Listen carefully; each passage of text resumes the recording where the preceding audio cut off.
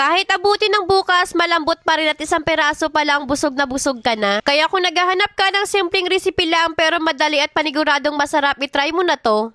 Mabilis lang tong gawin kaya kailanganin mo lang dito ng 4 cups na all-purpose flour tapos mag-add tayo ng 1/2 teaspoon na salt, 3 tablespoon white sugar tapos 1 stick naman na margarine.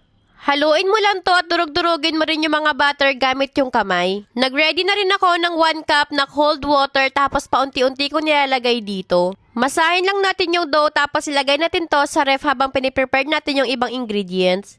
Pinakuluan ko na tong chicken breast, hindi na ako naglagay ng kahit anong pampalasa dito. Hinimay-himay ko na din to nung lumamig na tapos maglalagay tayo dito ng bell pepper.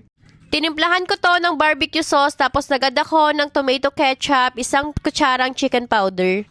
Hinalo ko muna tsaka naman ako naglagay dito ng quick melt na cheese tapos mozzarella cheese. Pagkatapos halo lang ulit ng halo at hatiin na naman natin to. Kung hatiin mo lang to kung gaano kalaki yung filling na gagawin mo or kung gaano kalaki yung empanada doon na ilalagyan mo nito. Medyo malalaki nga itong gagawin ko ngayong araw para madali ang bake lang. Pero kung ipang negosyo mo to, pwede mo pa tong liitan para syempre kikita ka rin. Kaya itong dough, kinuha ko na sa ref dahil nga naka-ready na yung filling na ginawa ko, hinati-hati ko na to. Pagkatapos mong hatiin, masahin mo lang to at pagkatapos gamitan mo naman ng rolling pin. Kapag wala kang rolling pin, huwag ka na problema dahil pwede naman yung bote, pwede na rin naman yung baso. Tapos ilagay mo na dito yung chicken filling at pagkatapos i-close mo lang yan. Lagyan din natin ng design gamit yung tinidor. Nagbati na rin ako ng 1 pirasong itlog tapos pinintura ko lang dito para maging dilaw kapag naluto na. Ibibake lang natin to sa oven ng mga 25 minutes sa 180 Celsius. Kapag wala kang oven, pwede mong prituhin to. Yun nga lang, mamantika talaga kapag prinito. At ayan, ganun lang kadali. Meron na tayo kaagad napakasarap na pang merienda na pwede mo rin talagang gawing pang negosyo to. Kaya naman kung gusto mo ng ganito kasarap na empanada, itry mo na yung recipe na to. Nakagawa nga pala ako ng 4 pieces na talaga namang sobrang lalaki na chicken empanada. Kaya naman kung gagawin mo to at gawin mo pang tinda, pwede ka makagawa na napakarami dito dahil yung 1 peraso pwede makagawa ng 3 peraso pa.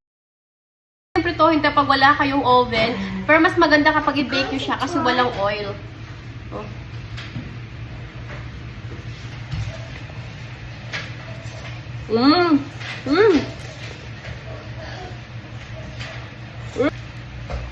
Sakto-sakto yung lasa niya.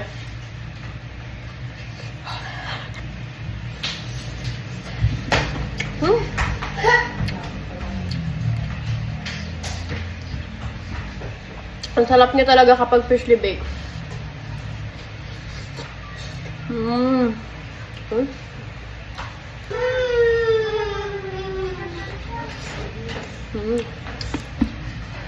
Tignan niyo kung gano'n kalaki 1 peraso. So, kayang-kaya pa maging 3 to. Oh, ayan oh. Cake. It's all chicken.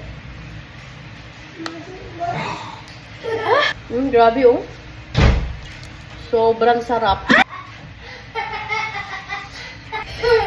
Ang sarap, hindi siya salty. Tapos, sakto lang ng flavor, lang lasa niya. Talagang light lang.